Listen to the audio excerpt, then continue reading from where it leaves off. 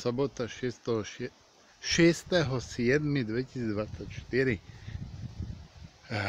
Dneska som toho až tak veľa neurobil.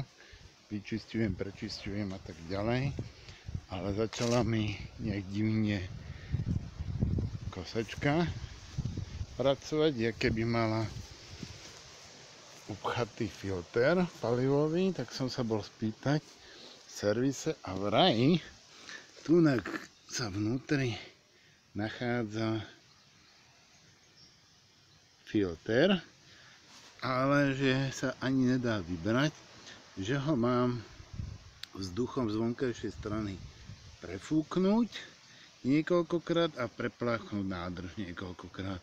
Takže dneska sa hrám s týmto strojom a s ďalším týmto strojom. Čiže dneska de facto je viacej menej opravný deň.